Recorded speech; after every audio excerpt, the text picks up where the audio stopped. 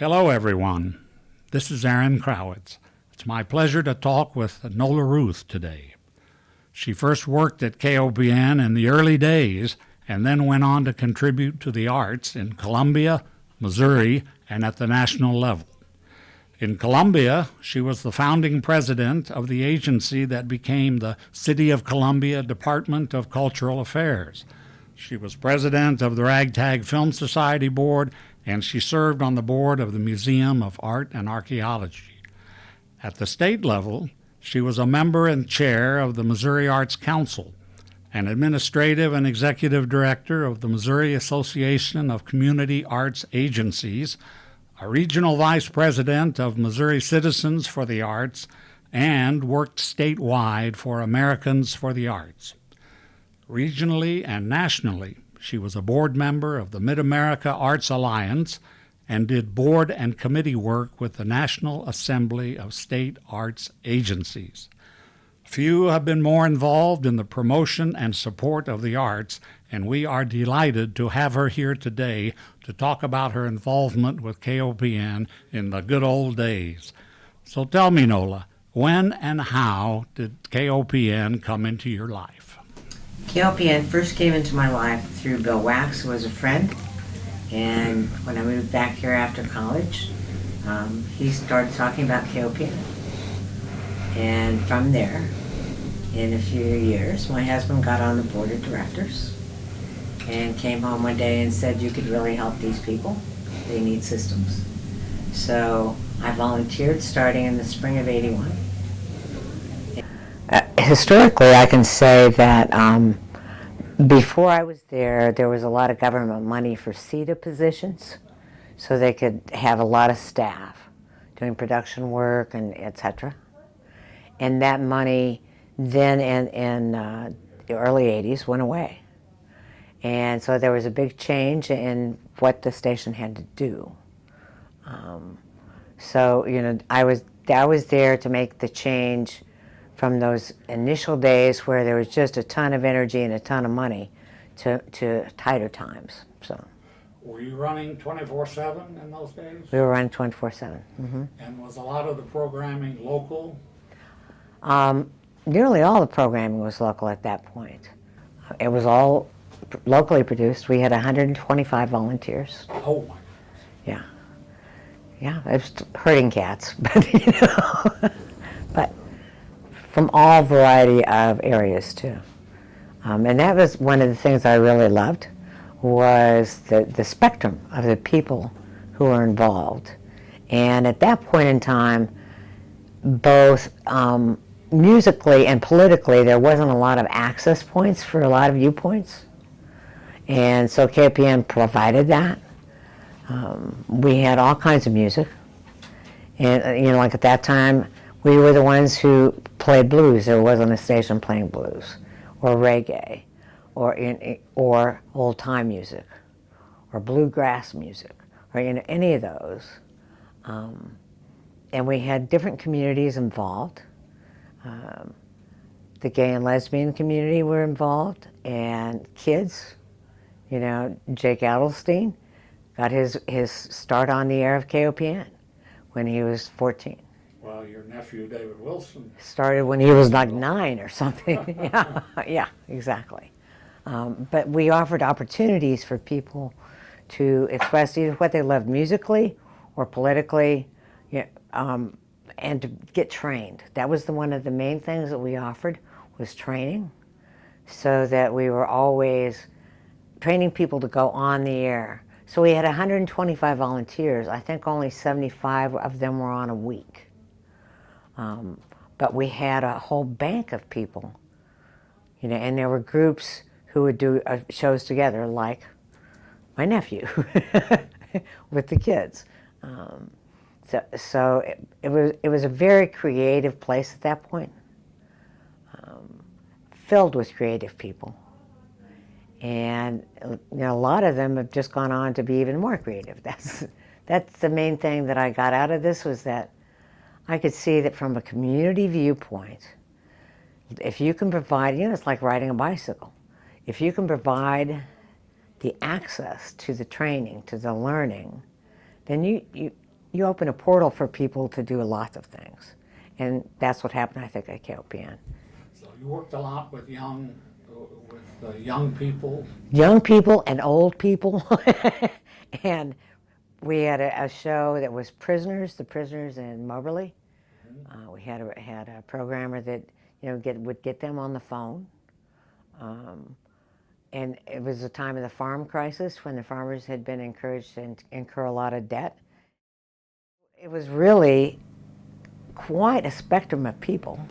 That's really interesting. And there weren't that many community radio stations at that point in time. Did you interact at all with others? Oh, absolutely, yeah. There weren't that many. And so we would have national meetings every year. The national community broadcasters would be the planner. And that was the group learning, because everybody was just starting out themselves. I hadn't been around that long. And everybody was really jealous of Alaska, because at that point that was one of the major communication links in Alaska, because they had community stations all through Alaska, even the remote parts. So they got a lot of funding. So, but anyhow, yes, we did work with other stations and learn from them.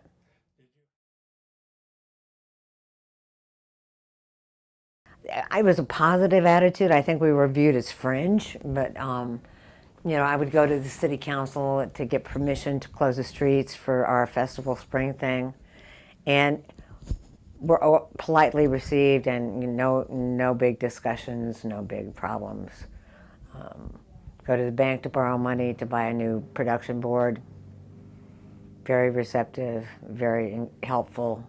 So yeah, I'd say And there weren't nearly as many commercial stations at that time, were there? No, but there were enough commercial stations, and KBIA was on the air. But the thing that we found, and people talk about competition, but like between KBIA and KOPN, when we looked at the rating stuff, there was 85% crossover. So, yeah, which I thought was very interesting at that point. And so we brought in, like Coco Taylor for blues, and brought in acts in the old Blue Note days when they were out in the business. I saw her at the Blue Note, yeah. But, it was working with Richard King and Phil Costello at that point that enabled us to bring in good groups and enabled them to get settled in, with what they did. But we brought in reggae, different kinds of music, and we would also produce live air music in our big room. So, that would happen as well. That's something that I believe they hope increases again with this new facility that we have here. Mm-hmm.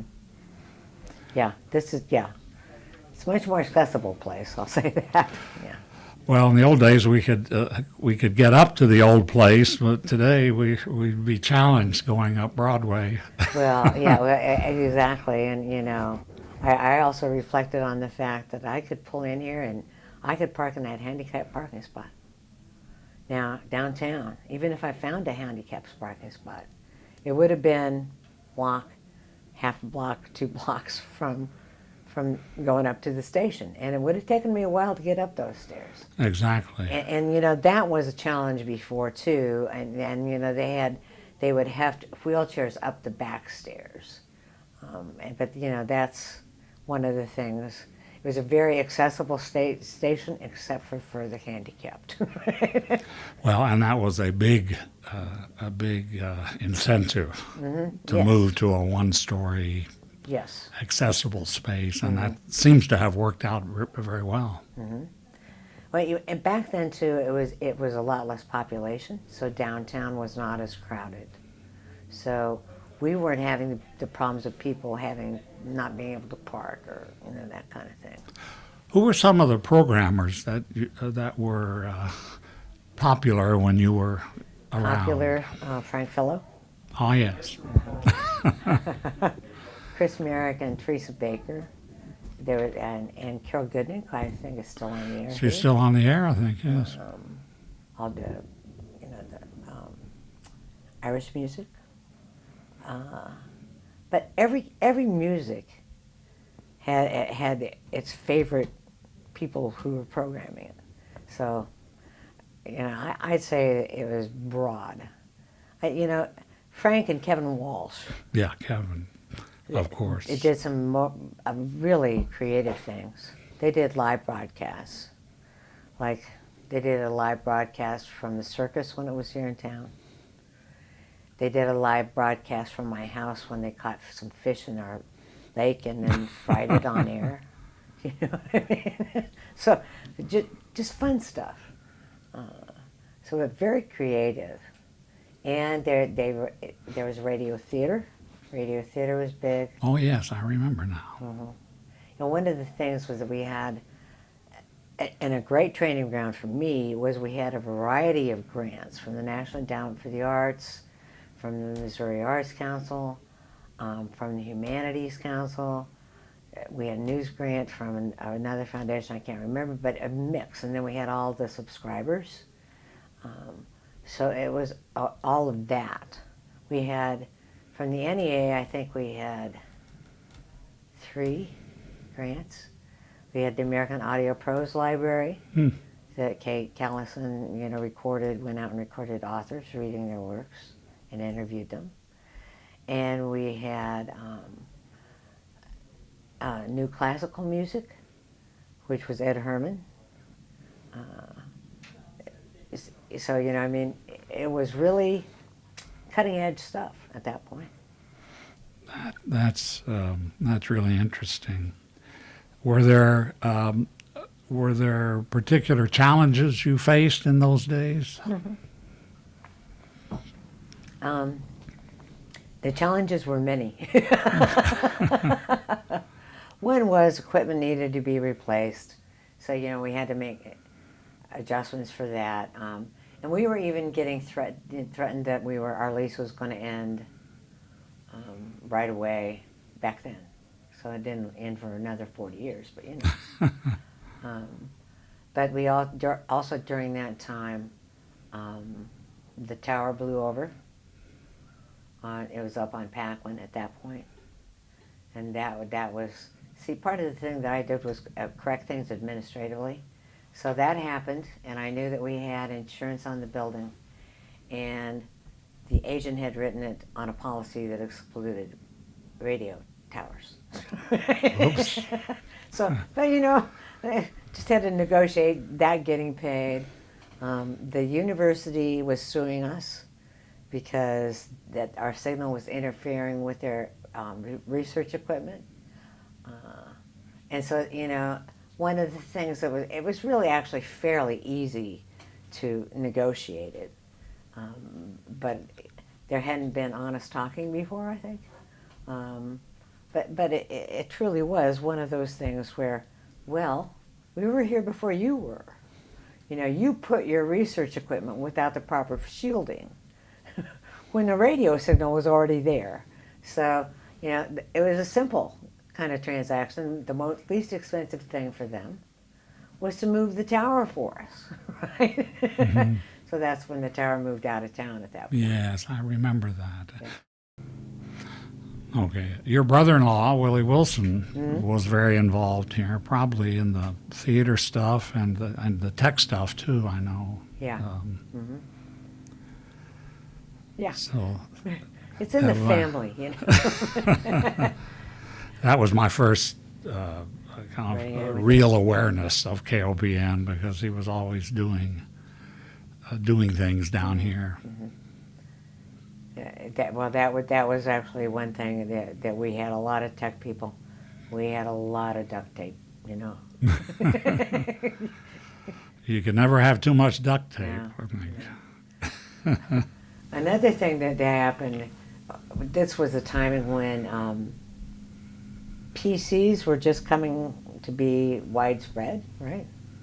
And we used to put out a program guide, a printed program guide, right, every month.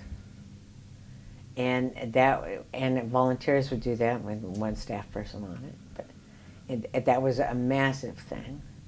And we had, at that point, 1,000-something subscribers, and other people were on the mailing list. And it was on, the sheets that you could copy onto stickers. And so Willie, my brother-in-law, reprogrammed things so that I could go down and put all that in, and they would just spit it out computerized. So part of the thing was, we had to go through the discussion of how dangerous is it to put it on the computer, But, so, there was a lot of change going on during the time that I was there. And it's still evolving, Yes. I think. I know I'm familiar with the theater companies in town, getting the publicity out to the general public. You would think I can reach anyone in the world on my PC, but if I want to make a general announcement that a play is coming on or a radio show is coming on, it's not that easy to reach people, to reach a broad group. Well, it's not that easy to certainly reach our age, but I think that, if certainly 15-year-olds would be able to do that right away. But, that's part of the thing, is that now the technology has changed. They can do it, but do they, what they happen to look at during the day, is it there? That is problematic. In terms of, yes, you're right, you can access all kinds of information, but what you're shown is very limited. You can search it out, but... It's interesting. Well, now here's the question I've been waiting to ask you. All right. Did your experience at KOPN help you in your arts activities? Immensely. Tell us about that. Well, I had, back in the early 80s was not the most friendly time for a woman to be in business, So, like, when I was credit manager, I was introduced to this guy at a national thing, and he was told that I was the credit manager. Really? Well, if you had an account that was 90 days past due, he gave me a quiz. And it's like, you wouldn't do that to a man. You wouldn't do it. You wouldn't even think it. So it gave me a lot of opportunity to do what I knew that I could do. And it was also a great training for my main job for 17 years was the Missouri Association of Community Arts Agencies. So I worked with all of the communities in the state, all the little arts councils in the state. And I could thrive on that diversity, okay? The southern part of the state is a lot different from the northern part of the state. Mm-hmm. And there was all the background and all the foundations and all the grants, okay? You had to do that. Another thing that happened during the time that I was there was the first time that it had really been reconciled. They just started requiring audits, and KOPN was in no shape to have an audit. And so Steve Smith, who used to be with Williams Keepers, volunteered, and he and I would go in on a Saturday, and we redid the books for, I think, 3 years, right, to get it back and to know exactly. And so then we could file with the Corporation for Public Broadcasting, the National Endowment for the that just opened a lot of doors.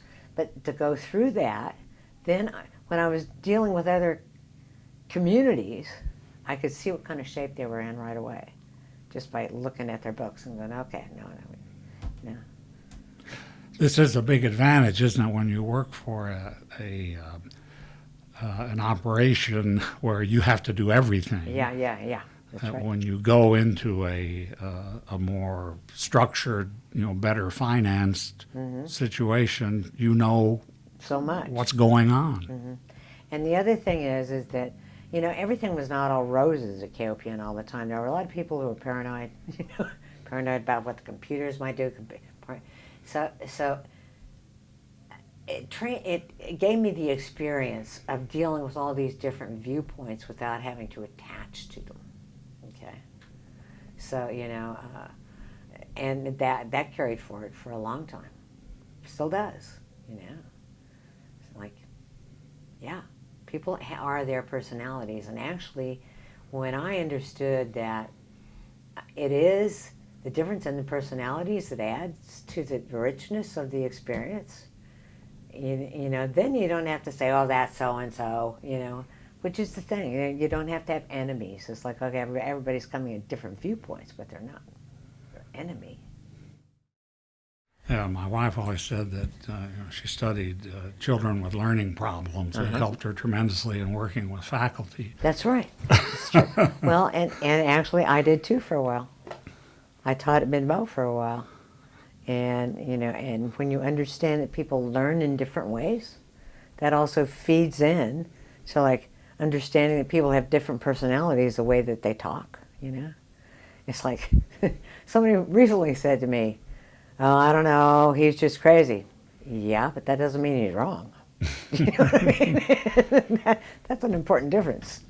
Sure it is. And this station has so many different personalities and interests that you don't want to make them all the same. Well, and you can't. You couldn't if you wanted to, of course. Though. We went through a planning exercise to establish, once again, are we on mission? Now I know this stuff a lot better, but I had the instinct. Okay, is this mission an accurate mission? And it was fascinating. I mean, we met for a couple months, and we'd open it up to all the volunteers who wanted to come.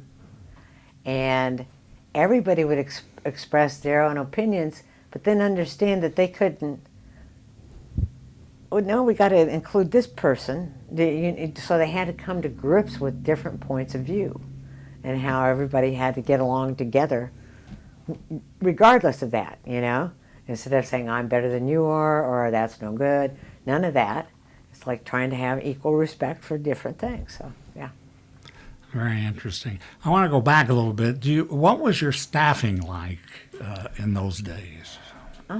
Paid staff. Paid staff. I think there were a dozen paid staff. Maybe. Wow. Yeah. So that's. Can I ask a question? What did you have a dozen people doing? Like, as long as I've been here, there's been like one and a half. Well, I was one. Yeah. Program director was one.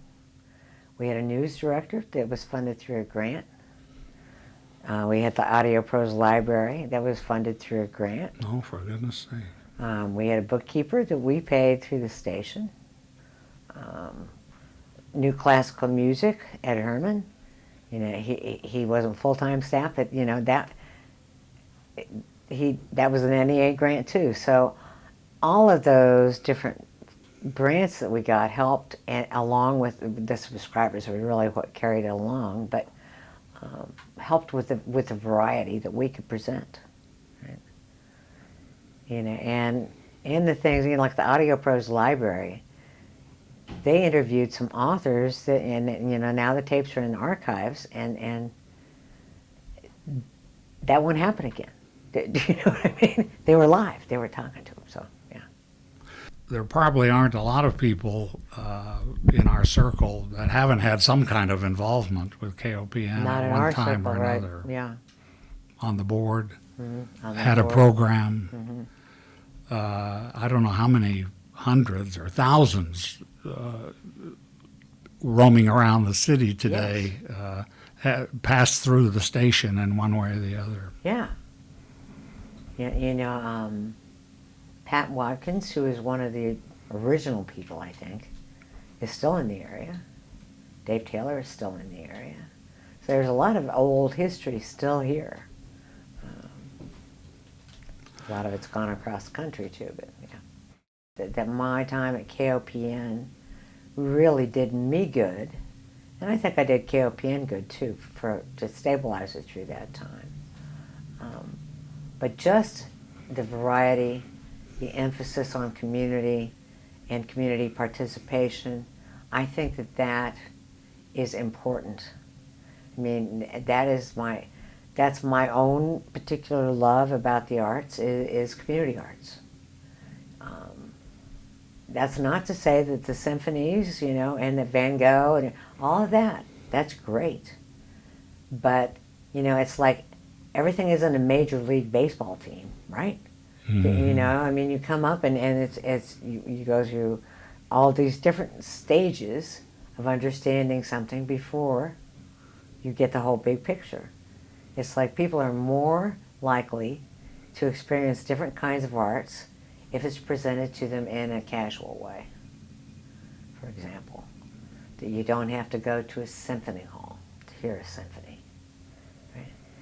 So that if somebody gets, it's like Harley McCaleb, do you remember him? I don't know. He may have actually died even. He died around the time that I was there, but he did opera. And he would educate about opera. Well, that was the only place around that educated about opera.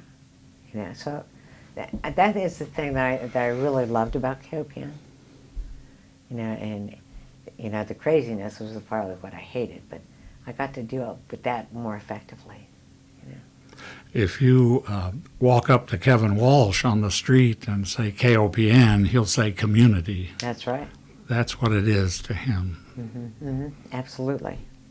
In fact, that really was the basis of the radio show that I'm doing now. This Maroon thing, talking to people in the community. Yes. Learning about people in the community. It turns out everyone is interesting in their own way. Right. That's right.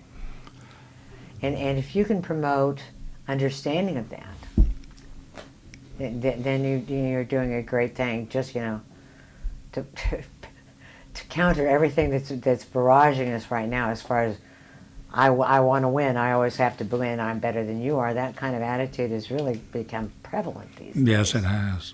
And there has to be more appreciation, and appreciation for people's role. I was in a Zoom yesterday, actually, where afterwards the chair of the committee said, well, so-and-so is really persnickety. Well, he is persnickety. And I said, yeah, and he makes us think, right? So it's not that he's bad or wrong or any of that, but that his job is to make us think. Right?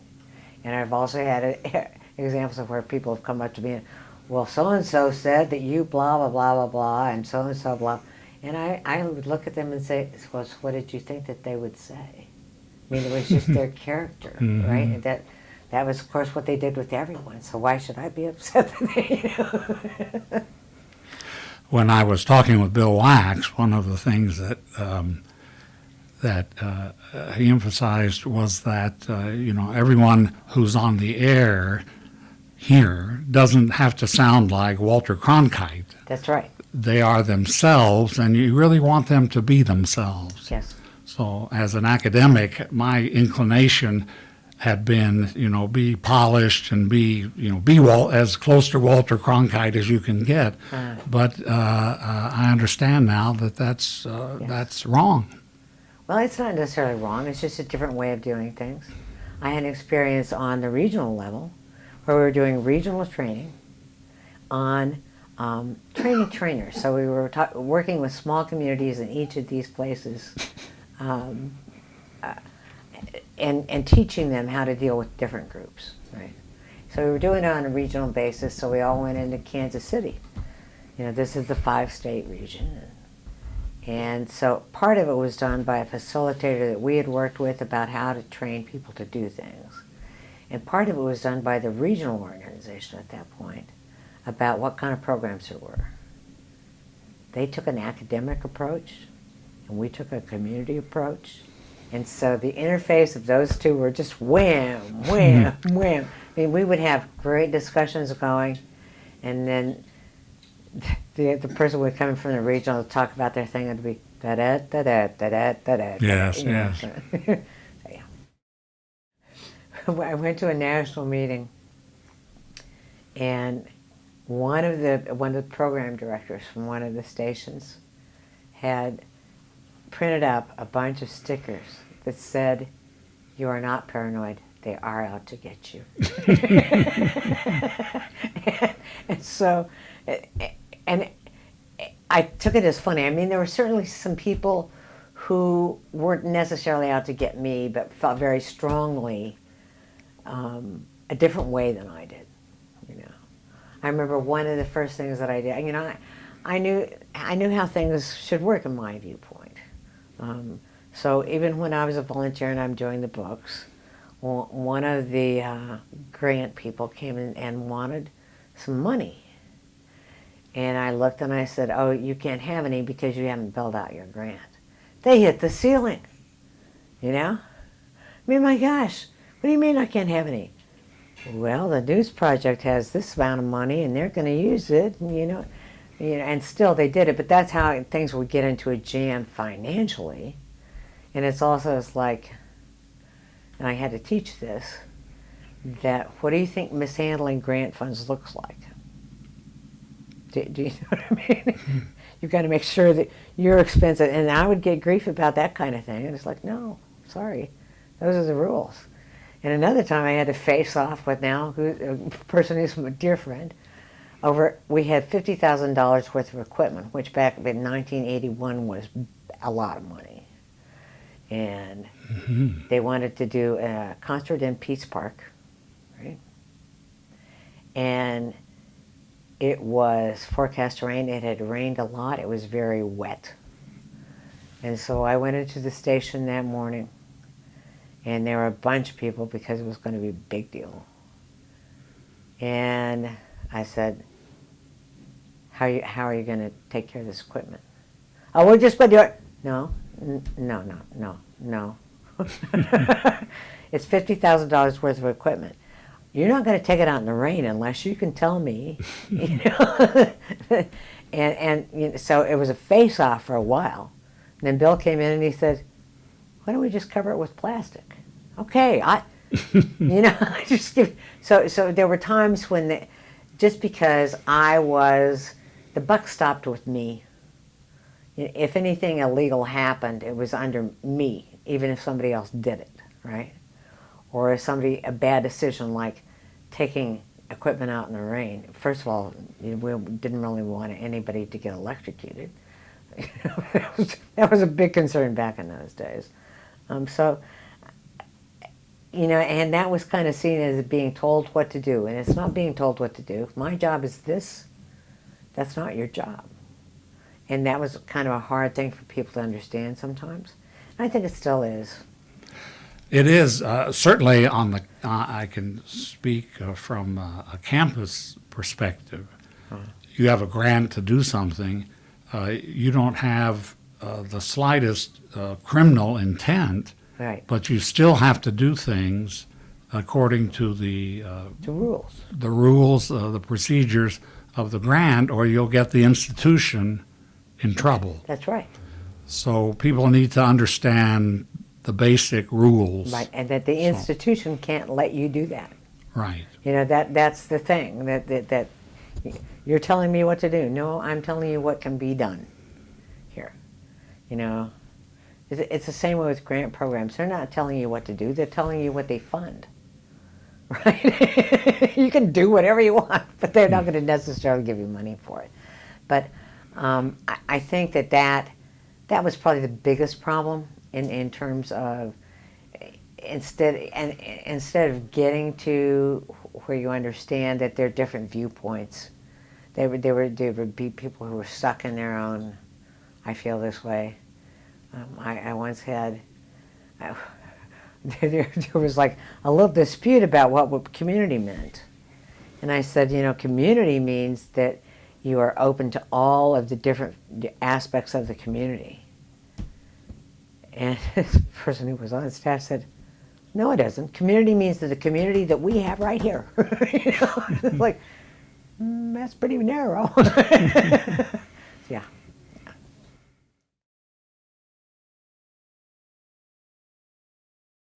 Spring Thing was a festival on Broadway. It was like between 10th and 8th. And we close off Broadway and the side streets and have different stages, different bands. all kinds of music, all kind of an opportunity too, just for a community. And so like the first time that I did it, and it's a big deal. There were like 80 booths, and and that kind of stuff. And the police were there for crowd control, and I said, "How many people do you think that we have?" And he said, "I'd say about 10,000." Which for me was like, okay, yeah, this is working. And see, that was a time when we could draw 10,000 people downtown. So.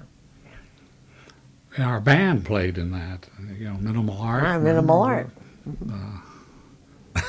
The famous band. The famous band, yeah, famous on our block. Yeah. No, but see, that's a great thing, is that there was room for all kinds of activity, all kinds of art, not just what you thought was neat or what somebody thought was the best, or No, it's not what it was in 1981, but over those years there have been ups and downs, right? And I think, from where I am right now, one of the hardest things is the transition to get the proper level of staff that you need to have to be able to do the bigger thing. And that I think was a challenge back then, and that has been a challenge all the way along. There's always been somebody who's willing to step up to be general manager, but that doesn't mean that they have the best skills to do that. And then I think that KOPN, and like so many not-for-profits, felt one of the things that I encountered was that my main focus wasn't doing radio, it was community. Right? And so, that was foreign. No, radio. Well, a lot of not-for-profits do this. So it's like, okay, we run a symphony society. We want to have somebody who can play the violin to be our director. No, you don't. So that's, I think, been one of KOPN's challenges, is to be able to get the leadership. And also probably the board development, and probably that's much better at this point. But I think it is. I think it's very strong right now. Yeah, but I had a board where people couldn't read finances at all. I mean, their financial experience, and not all of them, but financial experience was a checkbook. So if you had a negative number, well, we don't have any money. No, we've got money. It's called float. We've got float, right? So there are just a lot of concepts that get lost if you're just focusing on the art and not how to present it and how to do it. Well, it really was creativity. That's the main thing I want to stress, is that KOPN was, and probably still is, very creative. It calls on creativity of people. It minimizes the hatred in people, and it gives a good interface for the different kinds of people. So I think that creativity, I think one of our problems right now, this is a general world statement, is that people have not been taught to think critically, right? And to experience, like with KOPN, through music, to come to understanding things, It's kind of like if you do yoga, you're better at like, your balance generally is better, isn't it? It's not necessarily so. That's the kind of thing. And so I think that the creativity of KOPN and the involvement is what's strongest, and that's what needs to keep going. So yeah, that's it. Well put. Thank you, Nola. We appreciate your thoughts and your information, and we hope to see you again. You will.